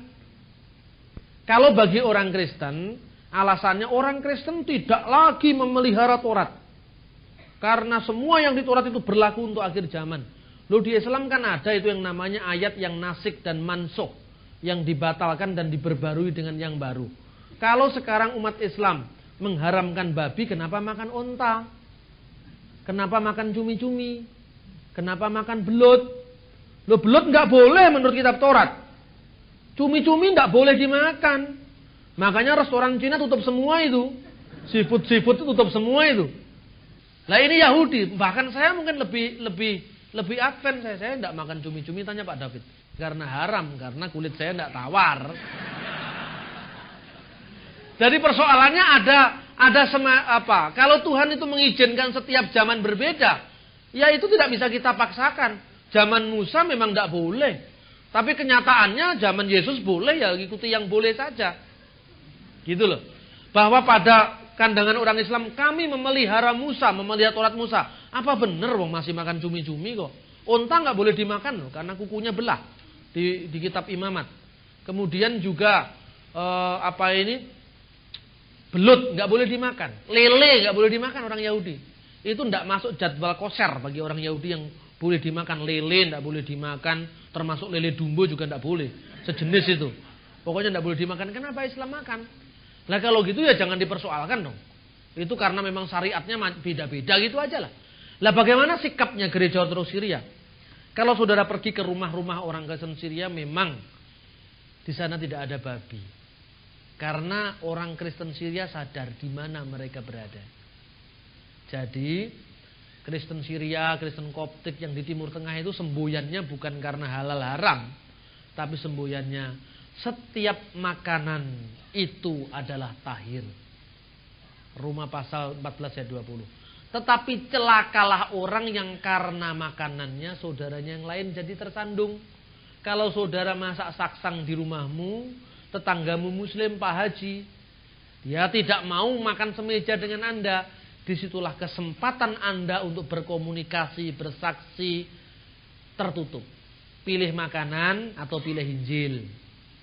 Nah, pilih Injil ya sudah, jangan dimakan. Tapi kalau kepingin Pak, masuk ke restoran Cina gitu loh.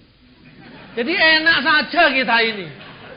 Orang Kristen Syria makan itu. Di Australia kan ada gereja Syria di sana, makan kalau di Australia. Tapi kalau di Damaskus ya jangan makan. Nanti kita menimbulkan batu sandungan bagi tetangga kita. Lain lagi nih kalau orang-orang Ambon, kelakuan Batak, kelakuan Manado, bikin gereja di Jawa, kemudian potong RW di kampung Muslim, itu rusak ini. Kalau di sini ini akibatnya apa? Tetangga sekitar, jangan bergaul dengan orang itu. Kenapa? Itu jenggong nanti makanannya anjing. Lah ini yang seperti ini. Jadi persoalannya bukan soal halal haram. Persoalannya adalah bisakah kita menempatkan diri demi Injil di tengah-tengah masyarakat kita? Kalau saudara merasa saudara mulai tersandung, jangan makanlah. Makan yang lain saja. Pak Yusuf Roni itu kan punya tamu banyak dari IAIN yang mengajar di ACT-nya. Saya pas di sana memberi kuliah tamu di Pak Yusuf. Pak Bambang yang bagian ini menyambut tamu-tamu kami dari IAIN. Pak Yusuf di mana? Saya masih ada ini acara. Ya sudah, saya datang. Saya sampaikan ke sana. Tapi syarat loh Pak Yusuf apa? Masakannya harus steril, nanti saya yang disalahin. Oh ya, boleh. Terus saya bilang, mari Pak. Dari IAIN datang. Oh ya, silakan. Ini makan dulu siang, makan siang ini. Ini dijamin steril Pak ini. Steril apa? Oh, kami percaya kalau yang menyajikan Pak Bambang dengan Pak Yusuf, kami percaya pasti steril. Makan begitu lahapnya. Di situ kita ngobrol. Kalau pandangan Kristen tentang hak perempuan bagaimana? Kalau pandangan Kristen tentang dosa bagaimana? Nah di situ kan ada komunikasi. Coba kalau misalnya Anda pakai saksang di situ. Ya terima kasih Pak. Dingin dia. Habis ngajar pulang bahkan nggak mau ngajar lagi. Siapa yang rugi? Jangan gara-gara makanan yang lain kita korbankan. Orang Jawa menyebut namanya kawulo telih. Kawulo telih itu dia tidak ngawulo kepada Tuhan, tapi ngawulo pada perutnya. Lah yang begini ini bahaya. Saya kira Paulus paling realistis. Kalau engkau katakan takut dengan makanan yang dipersembahkan kepada berhala, katanya di dalam 1 Korintus 8, kita tahu tidak ada berhala di muka bumi ini dan tidak ada ilah lain kecuali Allah. Karena itu masuk ke pasar, masuk aja beli makanan apa saja, asalkan dikuduskan dengan ucapan syukur dan doa. Saya kira ini lebih masuk akal, saudara-saudara. Lah soal Advent bagaimana? Ya, maunya Advent itu sebetulnya kembali kepada aturan-aturan dari perjanjian lama. Tapi sebetulnya kalau memang Advent begitu, mestinya Advent juga lebih strict lagi memelihara. Mestinya Jumat sore sudah tidak boleh kerja dia, karena itu sudah masuk hari Sabat. Lah Advent itu kadang-kadang kurang pas gitu loh. Di satu pihak dia mau menuruti hukum Taurat yang tidak dibatalkan oleh Kristus, tapi di pihak lain hitung-hitungan waktunya nurut orang Barat. Kalau menurut orang timur, ya Advent jangan pakai penanggalan Masehi dong. Itu kan penanggalan barat. Dan waktunya waktu matahari. Penanggalan Sabat itu kan penanggalan bulan. Dan itu hari Yahudi itu diawali pada jam 6 sore, bukan jam 6 pagi. Jadi itu menurut saya Advent itu separuh Yahudi, separuh Kristen. Kalau mau jadi Yahudi, Yahudi sekalian, Kristen, Kristen sekalian gitu. Tapi ya kita boleh beda pendapat, tidak apa-apa. Mungkin saya salah, tapi kalau misalnya saya salah ya saya minta maaf, gitu aja lah. Katanya Gus Dur gitu aja kok repot.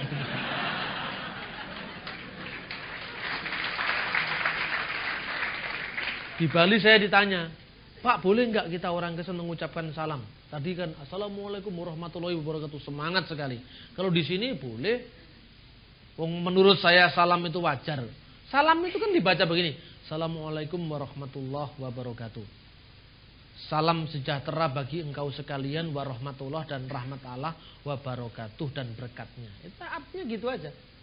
Syekh Al-Adjar yang namanya Mahmud Saltut ketika menyambut Bung Karno, ketika Bung Karno menerima gelar Doktor Honoris Causa di bidang ilmu filsafat di Universitas Al-Adjar, saya punya teksnya itu. Karena saya lagi nulis buku tentang Bung Karno sudah selesai, yang insya Allah akan diberikan kata pengantar oleh Presiden Gus Dur. Itu beliau mengatakan begini, ketika menyambut Bung Karno salamnya begini, dibalik sedikit. Salamuallahu alaikum, salamuallahu alaikum warahmatuhu wabarakatuh. Dibalik. Jadi assalamuallahu alaikum, salamuallahu alaikum, salam Allah, sejahtera Allah atas engkau sekalian dan berkatnya dan rahmatnya. Bukan rahmatullah, tapi salamullah wa rahmatuhu wa barakatuh. Kalau saudara pergi-pergi, naik taksi lah itu di Burdan, di Libanon sana. Begitu nanti Anda mengucapkan terima kasih kan. Ma'asalam. Ma'asalam ilal liqa. Ma'asalam itu artinya apa? Salam bersama engkau. Ma'asalam. Salam bersamamu. Kadang-kadang orang Assalamualaikum. Waalaikumsalam. Salam ma'akum. Wa ma'akum salam. Itu. Jadi tidak ada alaikum, alaikum itu atas engkau, ma'akum bersama engkau, ma'assalam, salam bersamamu, itu gitu. Orang Kristen di Palestina dia mengucapkan misalnya Allahumma ak, Allah beserta engkau. Di Syria orang Kristen mengucapkan assalamualaikum, Islamnya juga waalaikumsalam. Tapi di Indonesia kok jadi lain? Nah, karena di Indonesia bahasa agama sudah mantra. Hanya sedikitnya enggak apa? Harus mengucapkannya Assalamualaikum warahmatullahi wabarakatuh. Kan nggak ada yang mengucapkan Salamallahu ma'akum warahmatuhu wabarakatuh. Nggak ada. Karena apa? Bagi orang Arab itu ucapan sehari-hari. Kayak orang Indonesia gini, sampai ketemu ya Tuhan memberkati, kira-kira gitu loh. Kalau Islam ya gimana apa kabar, Tuhan memberkati, sampai ketemu ya gitu. Atau rasbah habis beras makan gabah, orang Batak gitu. Ya itu ucapan sehari-hari gitu. Tapi karena sudah menjadi semacam bahasa ritual, diubah pun tidak boleh. Nah lalu ditanya, boleh nggak Pak mengucapkan itu? Kalau saya gampang aja, takonono dhisik. Kalau saya mengucapkan Assalamualaikum, boleh apa enggak Pak Kiai? Pak Agil, boleh ucapkan saja. Assalamualaikum, waalaikumsalam. Tapi kalau Jainuddin Amjad, boleh nggak mengucapkan? Enggak boleh, itu haram. Ya jangan diucapkan, gitu aja. Gitu aja kok repot. Jadi tergantung kamu mau apa sekarang. Diucapkan boleh saya ucapkan. Kalau enggak ya enggak usah, enggak apa-apa. Saya kira itu saudara-saudara, terima kasih. Satu aja boleh ya. Satu aja. Ini jadi seminar ini. Terima kasih Pak, terima kasih betul, terima kasih banyak Pak Bambang. Kebetulan saya dari Madura Pak, dari Kabupaten Sampang, Kecamatan Ketapang, nama saya Sugi. Dan berita acara siang hari ini kami temukan pada jam 11 malam di Pak.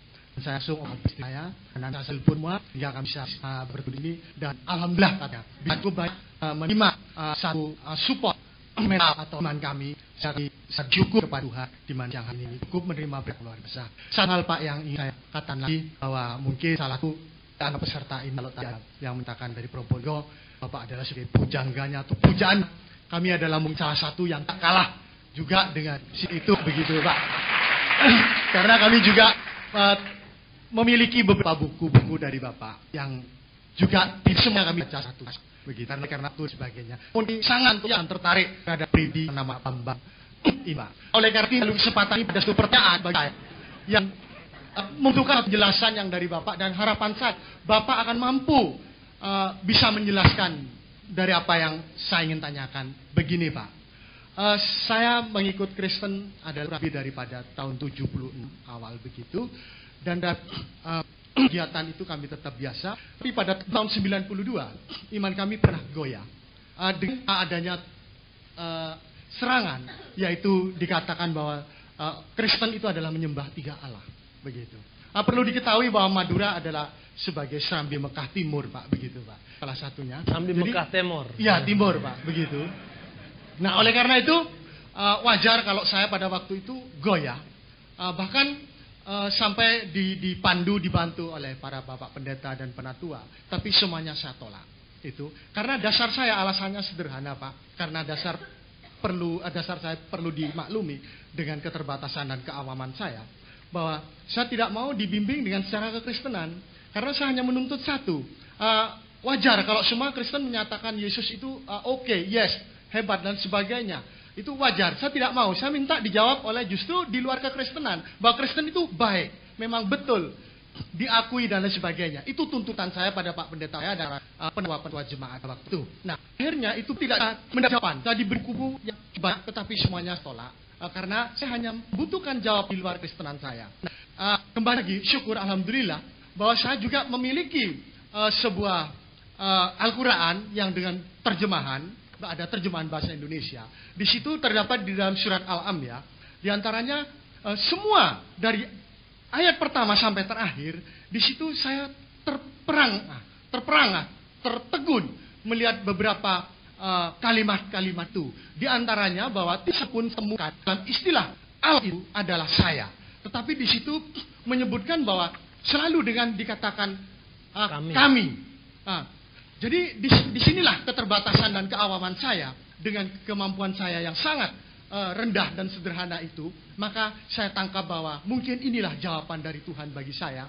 Sehingga disitulah saya mengartikan kalau memang Allah menurut mereka adalah satu, dan katanya menurut dia adalah das, tidak berubah, satu-satunya adalah satu, kemana-mana pun tetap satu, maka kok mengapa dia tidak mengatakan saya? Jadi terjadi perbantahan di dalam waktu saya membaca itu. Nah, pertanyaannya? Ya, pertanyaannya begini, mengapa di dalam Al-Quran itu tidak dijelaskan kepada jemaatnya sendiri bahwa sudah ada penjelasan yang sedemikian itu, kok tidak dengan istilah saya, tapi dengan kata kami. Jadi kami di sinilah kami kembali menjadi orang Kristen kembali dan mendapatkan satu kekuatan iman di dalam kekristenan. Apalagi tadi sudah cukup jelas khotbah Bapak yang begitu memberikan dorongan kepada saya. Nah, ini kami mohon penjelasan sejauh mana Al-Quran itu sendiri kebenarannya dalam arti pengertiannya Pak. Kalimat-kalimat tentang Allah dan Trinitas itu. Demikian mungkin. Terima kasih Pak. Terima kasih ya. Mengenai istilah kami dalam kitab Al-Quran itu memang di dalam bahasa Ibrani juga kami atau kita, an-nahnu dalam bahasa Ibrani, dalam bahasa Arab nahnu. Itu sebenarnya di dalam sastra Timur Tengah, sastra Ibrani dan sastra Arab itu namanya pluralis majestatikus, artinya jamak kebesaran. Jadi jamak kebesaran itu kalau di Indonesia mengenal yang namanya jamak kehormatan. Hormat kami kalau menulis surat. Tapi ini konteksnya berbeda. Kalau di sastra Timur Tengah itu jamak kebesaran. Artinya memang itu bisa untuk menjelaskan bahwa Allah itu satunya lebih daripada sekedar kesatuan matematis. Tapi kesatuan yang besar, kesatuan yang melebihi daripada kesatuan yang dikenal. Sehingga di dalam diri Allah itu barangkali bisa digambarkan ada unsur kekayaan yang tidak bisa disederhanakan. Tetapi untuk menunjuk bukti langsung saya kira itu terlalu jauh. Hanya kalau Allah itu satu dan satunya berbeda dengan kesatuan kita, kenapa kita sulit memahami bahwa dalam diri Allah itu satunya tidak seperti satunya batu, satunya matematik, tapi kesatuan yang lebih kaya.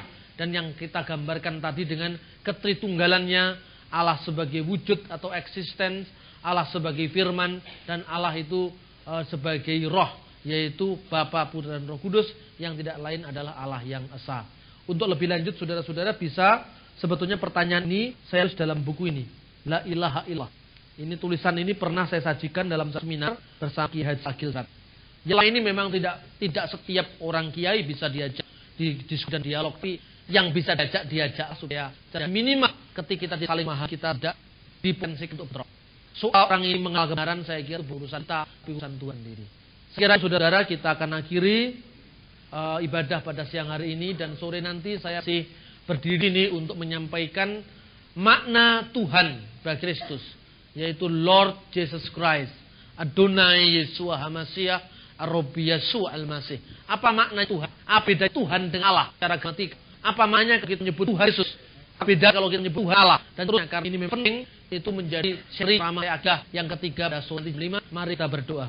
Bisabi wa wahil kudusillah wakit demi nama Bapa, Putra dan Kudus Allah yang Maha.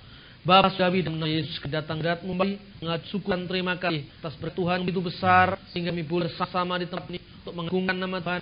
Bila kami sudah sekarang dengan firman Tuhan, doa yang sudah ditanam dan disiram, kiranya Tuhan memberikan pertumbuhan pada firman ini. Tuhan, biarlah jadikan hati kami sebagai tempat yang subur bagi firman Tuhan, sehingga firman tidak jatuh di tempat yang berbatu-batu, tapi firman-Mu tumbuh di atas hati kami yang siap menerima sabda-Mu.